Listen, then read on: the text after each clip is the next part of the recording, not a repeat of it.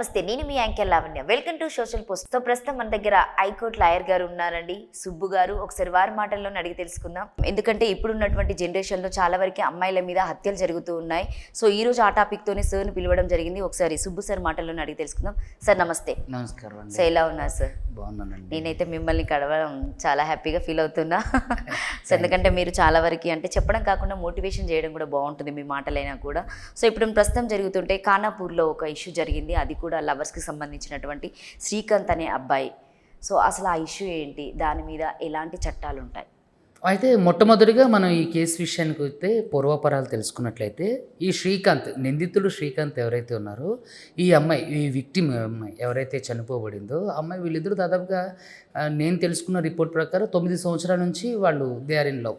Okay, వాళ్ళు లవ్లో ఉన్నారు. అదేవిధంగా ఈ అమ్మాయి పేరెంట్స్ అంటే సమ్ రీజన్స్ ఉంటాయి కదండి ఫ్యామిలీస్ అన్నప్పుడు. సో అబ్బాయి వద్దు, అబ్బాయి ఎందుకు వద్దు అన్నదానికి రీజన్స్ తెలియదు. సో వద్దన్నప్పుడు ఆ అబ్బాయికి అంటే ఈ మధ్య బ్రేకప్ జరగడం. అయితే ఈ అమ్మాయికి ఒక సంబంధం వస్తే, అంటే పెళ్లి సంబంధం వచ్చినప్పుడు ఈ అబ్బాయి దగ్గరుండి చెడగొట్టిండు. ఓకే. సో చెడగొట్టినప్పుడు అది పోలీస్ స్టేషన్లో కూర్చోబెట్టి మాట్లాడి వాళ్ళిద్దరి మధ్య సఖ్యత కుదిర్చి ఎవరు జోలికి ఒకళ్ళు వెళ్ళడానికి వీల్లేదు అని చెప్పి అక్కడ వాళ్ళ మధ్య కొంత సంభాషణ జరిగి పోలీస్ స్టేషన్లో పెద్ద మనుషుల మధ్య సామరస్యంగా కొన్ని రకాల అంటే ఒప్పందాలతో వాళ్ళిద్దరూ విడిపోవడం జరిగింది. విడిపోవడం ఇన్ ద సెన్స్ మాట్లాడుకొని ఎవరి దారిని వాళ్ళు ఉండడం జరిగింది. అయితే అక్కడ నాకు తెలిసిన విషయం ప్రకారం ఏంటంటే అక్కడ జరుగుతున్న ఆ సందర్భంలో ఆ అబ్బాయి మీద చేయి చేసుకోవడం. సో దాని కారణం అతను మనసులో పెట్టుకుని ఉండొచ్చు, లేదంటే ఈ అమ్మాయి నా నుంచి దూరం అవుతుందన్న అని అయి ఉండొచ్చు, లేదంటే ఈ అమ్మాయి అంటే నా నుంచి విడిపోయిన తర్వాత ఈ అమ్మాయి బ్రతకొద్దు అన్న ఉద్దేశం ఉండొచ్చు. ఇక రకరకాల రీజన్స్ ఏవైనా అయ్యి ఉండొచ్చు. కానీ ఈ శ్రీకాంత్, నిందితుడు ఎవరైతే ఉండో ఈ శ్రీకాంత్, అతను గ్రాడ్యుయేట్. అదేవిధంగా పోలీస్కు మొన్నటి వరకు కూడా బీఆర్ఎస్ గవర్నమెంట్ ఉన్నప్పుడు అతను కాంపిటేటివ్ ఎగ్జామ్స్కి కూడా ప్రిపేర్ అయ్యాడు. వాస్తవానికి చూసుకుంటే అతను మంచి క్యారెక్టర్ అని చెప్పేసి తెలిసింది బ్యాక్గ్రౌండ్ వెరిఫికేషన్లో.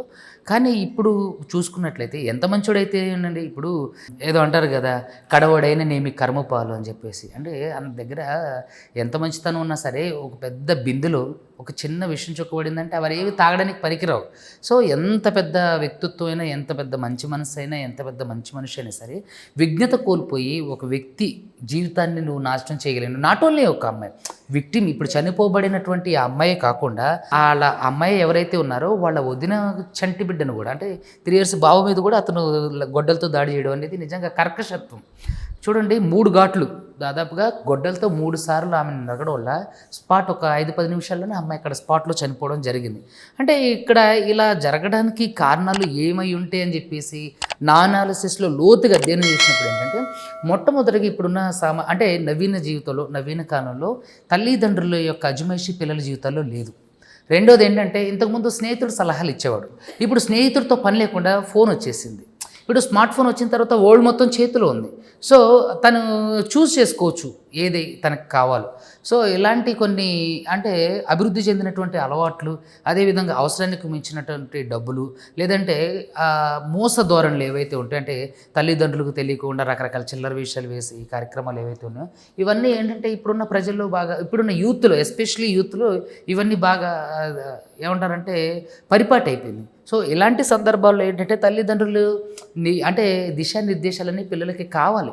ఈరోజు డబ్బుల వేటలోనూ, లేదంటే జీవితం వేటలోనూ, లేదంటే పిల్లలను బ్రతికించాలనే ఒక ఆరాటంలో తల్లిదండ్రులు అంటే తిండి గింజల కోసం సంపాదించుకునే వేటలో పిల్లలు కోల్పోతున్నారు. ఇప్పుడు చూసుకున్నట్లయితే శ్రీకాంత్ మంచి వ్యక్తి, అదేవిధంగా గ్రాడ్యుయేట్ కంప్లీట్ చేసిండు, అదేవిధంగా అంటే కాంపిటేటివ్ ఎగ్జామ్స్కి ప్రిపేర్ అవుతుండు. కానీ ఒక చిన్న ఇన్సిడెంట్, అంటే నీ లోపల ఉన్నటువంటి ఈ క్రుయాలిటీ మైండ్ ఏదైతే ఉందో, నీ లోపల దాగి ఉన్నటువంటి ఈ మానవ మృగం ఏదైతే ఉందో ఖచ్చితంగా ప్రతి వ్యక్తి సర్టెన్ టైంలో బ్లాస్ట్ అవుతారండి.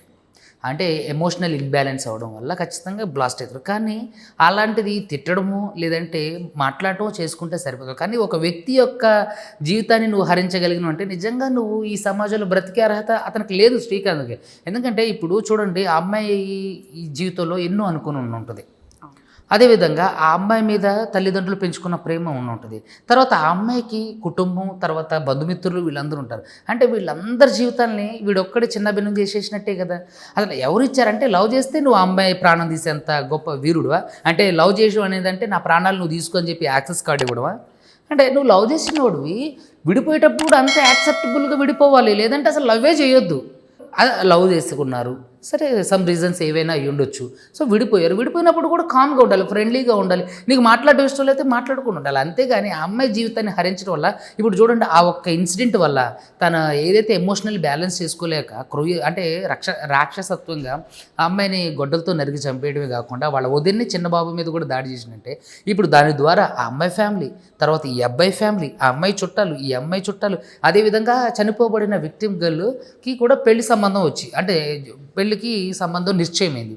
సో ఇప్పుడు ఆ అబ్బాయి జీవితం, ఆ అబ్బాయి కుటుంబం కూడా సఫర్ అవుతుంది. అంటే ఒక నువ్వు చేసినటువంటి ఈ రాక్షస చర్య వల్ల ఎంతమంది జీవితాలు ఇక్కడ పాడైపోయినాయి చూడండి. సమాజంలో ఇప్పుడు ఈ అబ్బాయి శ్రీకాంత్ ఎవడైతే ఉండో వాళ్ళ తల్లిదండ్రులకి గౌరవం ఉంటుందా? అదేవిధంగా చనిపోబడిన విక్టిమ్ గర్ల్స్కి ఒక కుటుంబానికి అది ఎప్పటికీ శోకమే కదా. అంటే ఒక చర్య వల్ల ఎంతమంది బాధపడుతున్నారు అని అంటే ఖచ్చితంగా ఆ వ్యక్తికి సమాజంలో బ్రతికే అర్హత లేదు. నాకు తెలిసినంత వరకు సమస్యలు ఏవైనా ఉండనివ్వండి, తప్పులు ఏవైనా అయి ఉండొచ్చు, ఆ అమ్మాయిదే తప్పు అయి ఉండొచ్చు, నీదే తప్పు ఏదైనా అయి ఉండొచ్చు, కానీ దానికి చంపుకోవటం, చావటం ఇదేనా పరిష్కారం? నిజంగా ఈ రోజులలో చూసుకున్నట్లయితే ఇలా ఎందుకు జరుగుతుంది నిత్యం అంటే పరిపాటిగా నిత్యకృత్యంలో భాగంలో ఇవి అన్నీ పరిపాటిగా ఎందుకు జరుగుతున్నాయని లోతుగా అధ్యయనం చేస్తే ఆస్పెక్ట్ మై అనాలిసిస్ పిల్లల యొక్క భవిష్యత్తులో, పిల్లల యొక్క జీవితంలో వాళ్ళు ఎదుగుతున్నప్పుడు తల్లిదండ్రుల యొక్క అజమాయిషి అనేది లేకపోవడం, తల్లిదండ్రుల యొక్క అంటే కనుసన్నల్లో వాళ్ళు ఉండకపోవటం, ఇంకోటి ఏంటంటే సర్టెన్ టైం వచ్చేంత వరకు కూడా తల్లిదండ్రులు వాళ్ళు టేక్ కేర్ చేయాలి. వీళ్ళు తిండి గింజలు సంపాదించే పనిలో పడి డబ్బులు సంపాదించే పనిలోనో, లేదంటే అంటే వాళ్ళ సంసార జీవితాన్ని కాపాడుకోవాలనో, లేదంటే ఇంకేదో రకరకాల రీజన్స్తో పిల్లలతో అటాచ్మెంట్ తగ్గిపోయినప్పుడు ఇలాంటి పిల్లలు అంటే ఇట్లాంటి క్రూయల్ మైండ్గా ఉన్నటువంటి పిల్లలుగా తయారవుతుంటారు. సో దయచేసి అందరికీ నేను ఈ విషయం అంటే ఈ వేదికకి చెప్పబోయేది ఏంటంటే మొట్టమొదటిగా ప్రతి ఒక్క అమ్మాయి జీవితంలో, ప్రతి ఒక్క అబ్బాయి జీవితంలో సర్టైన్ ఏజ్ అంటే 6 డిగ్రీ గ్రాడ్యుయేషన్ కంప్లీట్ అయ్యేంత వరకు కూడా, అదేవిధంగా వాళ్ళు అంటే పెళ్లి చేసుకునే ఏజ్ వచ్చేంత వరకు కూడా వాళ్ళ జీవితంలో మీ అజమాయిషి అనేది ముఖ్యం. వాళ్ళు చేసే ప్రతి మూమెంట్ని మీరు అబ్జర్వ్ చేయాలి. వాళ్ళు చేసే ప్రతి ఆలోచనలు వాళ్ళ ఫ్రెండ్స్ దగ్గర నుంచి, హాబిట్స్ అంటే వాడికి ఉన్నటువంటి అలవాట్ల నుంచి, ఆహారపు అలవాట్ల దగ్గర నుంచి, తర్వాత వాడి దగ్గర ఉన్న ఫ్రెండ్స్ దగ్గర నుంచి, వాడికి ఉన్నటువంటి సామాజిక అంశాల నుంచి, వాడి మెంటల్ స్టేటస్ మీద, వీటన్నిటి మీద మీకు అవగాహన ఉంటుంది. కాబట్టి నియంత్రణ ఎప్పుడైతే వాడిని సర్టెన్ ఏజ్ వరకు మీరు కంట్రోల్ చేయగలుగుతారో వాళ్ళకి మంచి ఫ్యూచర్ ఇచ్చినట్లే. సో దయచేసి ఆడపిల్లల కన్నా తల్లిదండ్రులు, అదేవిధంగా ఆ అబ్బాయిలు ఉన్నటువంటి తల్లిదండ్రులు కూడా జాగ్రత్తగా పిల్లల యొక్క భవిష్యత్తు మీద దృష్టి సారించి డబ్బులు సంపాదించడమే పరమావధిగా పెట్టుకోకుండా వాళ్ళ జీవితంలో ఉన్నతమైన వ్యక్తులుగా తీర్చిదిద్దడంలో కూడా మీ పాత్ర. అంటే ఇప్పుడు తీసుకెళ్లి పిల్లల్ని ఇంటర్మీడియట్ చదివించడం, డిగ్రీ చదివించడంతో మన బాధ్యత అయిపోదు. తల్లిదండ్రులుగా ఉన్నప్పుడు ఖచ్చితంగా పిల్లల్ని చేపట్టుకుని నడిపించాలి. ఎందుకంటే వాడు చచ్చిపోయేంత వయసు వచ్చి ముసలోడైనా నీ కొడుకే. సో నీ కొడుకుని కాపాడుకునే బాధ్యత తల్లిదండ్రులదే. కాబట్టి ఈ ఆర్థిక భారాల విషయంలో ఈ సంసారం మోసే భారాన్ని నెత్తి మీద పెట్టుకుని పిల్లలకి ఎక్కువ టైం కేటాయించకపోవడం వల్ల ఎలాంటి అంటే క్రూయల్ మైండ్ అయ్యే పిల్లలకి అవకాశం ఉంది. సో దయచేసి అందరూ జ్ఞాపకం చేసుకోండి, మీరు ఫ్రెండ్లీగా విడిపోయేంత ధైర్యం ఉన్నప్పుడు మీరు ఫ్రెండ్లీగా అది మీరిద్దరు కలిసి ఉంటే నో ప్రాబ్లం, ఏది ఇద్దరు వ్యక్తులు ప్రేమించుకోవటంలో తప్పేం లేదు. కానీ అది విడిపోయేటప్పుడు కూడా ఒకవేళ కలిసి బ్రతికితే ఓకే వెల్ అండ్ గుడ్, కానీ విడిపోయే సందర్భంలో మీరు విడిపోయేటప్పుడు కూడా ఆరోగ్యకరమైన వాతావరణంలో విడిపోయే అంటే మెంటాలిటీ ఉన్నప్పుడు మాత్రమే మీరు దయచేసి లవ్ చేయండి. ఏమండి చూడండి, ఈరోజు పెళ్ళై పిల్లలు పుట్టిన తర్వాతే దిక్కు లేదు, విడాకులు తీసుకుంటున్నారు, రకరకాల అక్రమ సంబంధాలని, రకరకాల అంటే డ్యూ టు ఎక్కువగా నాకు తెలిసి ఈగో అంటే అహం దెబ్బతిండడం వల్ల ఇట్లా రకరకాలుగా భార్యాభర్తలే డివోర్స్ తీసుకుంటున్నారు. అలాంటప్పుడు ఒక లవర్గా ఆమె తన జీవితంలో తను వేరే స్టెప్ తీసుకుంటున్నప్పుడు దాన్ని నువ్వు అంటే స్వాగతించాలి, నువ్వు ఆదరించాలి. ఆ క్యాపబిలిటీ ఆఫ్ మైండ్ లేనప్పుడు అసలు నువ్వెవడో ప్రేమించడానికి అసలు నువ్వు ప్రేమించడానికి అర్హుడివే కాదు. సో ఇలాంటి కొన్ని చిన్న చిన్న రీజన్స్ వల్ల జీవితాలు యూత్ నాశనం చేసుకోవడం జరుగుతుంది. సో ఇప్పుడు ఈ విషయంలోకి వచ్చినట్లయితే ఖచ్చితంగా ఎవరైతే శ్రీకాంత్ ఉందో తనకి అదే నాకు తెలిసి 14 సంవత్సరాలు వరకు జైలు శిక్ష, అదేవిధంగా తనకి చేసినటువంటి ఏంటంటే ఒక్కళ్ళకి కదా, తను ఇంకొక ఇద్దరి పైన కూడా అటెంప్ట్ టు మర్డర్ కిందకి వస్తుంది. తర్వాత ఈమెను మర్డర్ చేసిన కేసు, ఇద్దరి మీద కత్తి దూసిన కాబట్టి నాకు తెలిసి గ్రేవియస్ ఇంజురీస్ అయ్యి ఉండొచ్చు. గొడ్డలతో అంటే షార్ప్ వెపన్ 307, తర్వాత మర్డర్ సెక్షన్ మీద ఇతనికి నాకు తెలిసి మోస్ట్లీ లైఫ్ పడవచ్చు. కానీ చూసుకున్నట్లయితే వాడు అంటే మెంటల్ కండిషన్స్, తర్వాత ఫ్యామిలీ బ్యాక్గ్రౌండ్ ఇవన్నీ చేస్తే నాకు తెలిసి మినిమం 14 సంవత్సరాలు అయితే ఈ శ్రీకాంత్కి శిక్ష పడే అవకాశం ఉంది. కానీ ఇట్లా ఏంటంటే సమాజంలో మనం ఉంటున్నాం అంటే సమాజంలో ఇప్పుడు శ్రీకాంత్ లాంటి వ్యక్తిని చూసి చాలామంది అతని ఏం అంటే మెసేజ్ ఇస్తున్నట్టు అతను చూసి మనం ఏం నేర్చుకోవాలి.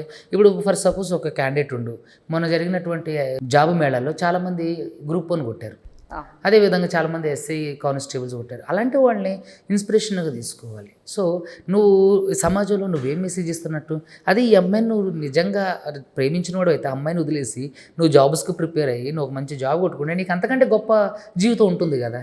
సో నువ్వు అలాంటిది జీర్ణించుకోలేకపోతున్నావు అంటే నిజంగా నువ్వు మనిషి వేస్ట్. సో కాబట్టి శ్రీకాంత్ విషయంలో అతను చేసింది 100% తప్పు. ఇప్పుడు ఎవరైతే చనిపోయిన విక్టిమ్ గర్ల్ ఉందో పాపం వాళ్ళ కుటుంబానికి మన ప్రగాఢ సానుభూతి. మనం ఇక్కడ కూర్చొని చర్చించుకోవడం చాలా ఈజీ అండి, కానీ ఆ పెయిన్ అనుభవించడం అనేది చాలా కష్టం. సో ఒక వ్యక్తి చర్య వల్ల ఒక కుటుంబం అంత పెయిన్ అనుభవిస్తుందంటే ఖచ్చితంగా ఆ వ్యక్తి అలా అవ్వడానికి కారణం, అలా మారడానికి కారణం ఏమై ఉండొచ్చు, ఫ్యామిలీ సిచ్యువేషన్. ఎందుకంటే ఒక వ్యక్తి పెళ్ళై పిల్లలు పుట్టేంత వరకు కూడా వాడి తల్లిదండ్రుల సంరక్షణలోనే ఉంటాడు. అంటే తల్లిదండ్రుల సంరక్షణలో ఉండే అలాంటి తప్పు జరిగిందంటే పాపం తల్లిదండ్రులది ఏముండదు. ఎందుకంటే తల్లిదండ్రులు ఎప్పుడు కూడా నువ్వు రౌడీవవు, నువ్వు గోండవవు, నువ్వు రేపిస్ట్ అవ్వు అని ఎవరు చెప్పరు. కానీ వాళ్ళకున్న సమ్ రీజన్స్లో నిన్ను బ్రతికించడానికో, నిన్ను చదివించడానికో, నిన్ను పెద్దవాడిగా తీర్చిదిద్దడానికో వాళ్ళ రక్తమాంసాలన్నీ ఒడిచి వాళ్ళు రకరకాల పనులు చేసి నేను బ్రతికిస్తుంటే నువ్వు ఒళ్ళు కొవ్వెక్కి ఇలాంటి పనులు చేస్తుంటే ఇంకా ఎడిపోతుంది సమాజం అనిపిస్తుంటుంది. కాబట్టి ఇలాంటి సందర్భాలు విన్నప్పుడు చాలా అంటే చాలా బాధ. రెండోది భయం. ఏంటంటే రానున్న కాలంలో భవిష్యత్తులో ఇంకా పిల్లలు నెక్స్ట్ జనరేషన్ ఎలా అవుతారు అనే ఒక భయం కూడా మనకు రేకెత్తక మానదు. Thank you so much Subbu sir, చాలా బాగా చెప్పారు.